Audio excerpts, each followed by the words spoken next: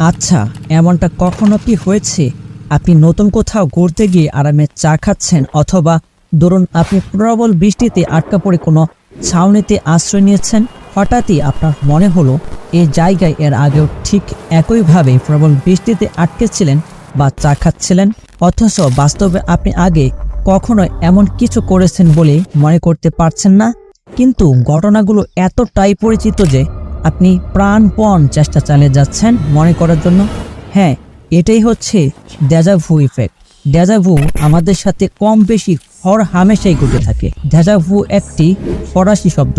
1876 সালে এই শব্দটি প্রথম প্রবর্তন করেন ফরাসি দার্শনিক এমাইল বৈরাত, যার অর্থ ইতিপূর্বেই ঘটে গিয়েছে।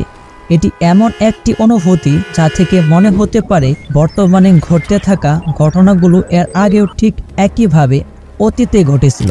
গবেষকদের মতে মোট জনসংখ্যার 70% মানুষের সাথে ডেজাভু প্রতিনিয়ত ঘটে। অন্যান্য বয়সের তুলনায় 15 থেকে 25 বছর বয়সী মানুষের সাথে এই ঘটনাটি ঘটে থাকে।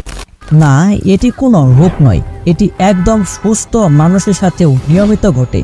যারা অনেক বেশি ভ্রমণ করেন বা সিনেমা দেখেন তাদের ক্ষেত্রে এই অভিজ্ঞতা একটু বেশি পরিচিত।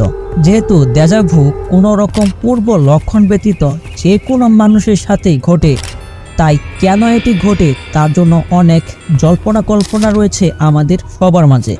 অধিকাংশ মনোবিজ্ঞানী ডেজাভুকে একটি সাধারণ কল্পনা বা ফ্যান্টাসি বলে মনে করেন। আবার অনেক প্যারাসাইকোলজিস্ট বিশ্বাস করেন এটি অতীত জীবনের অভিজ্ঞতার সাথে কোনোভাবেই সম্পর্কিত। বর্তমানে নিউরো ইমেজিংয়ের অগ্রসরতার কারণে বিজ্ঞানীরা ডেজাভুকে 3টি তত্ত্বে ব্যাখ্যা করার চেষ্টা করেছেন। প্রথম তত্ত্বটি হলো ডুয়েল প্রসেসিং, যেখানে কোনো ঘটনা একসাথে ঘটে কিন্তু আপনার মস্তিষ্ক ঘটনাকে পৃথক পৃথকভাবে ধারণ করে। আপনার মস্তিষ্ক অনবরত দৃষ্টি, শ্রবণ বা ঘ্রাণ শক্তির মাধ্যমে নিয়মিত আমাদের সাথে ঘটে যাওয়া প্রত্যেকটা ঘটনাকে ব্রেনে ক্যাপচার করে। অনেক সময় আমাদের এই সংবেদনশীল অঙ্গগুলো যে কোনো একটি হুট করেই ঘটে যাওয়া ঘটনা ঠিকমতো ধারণ করতে বিলম্ব করে ফেলে।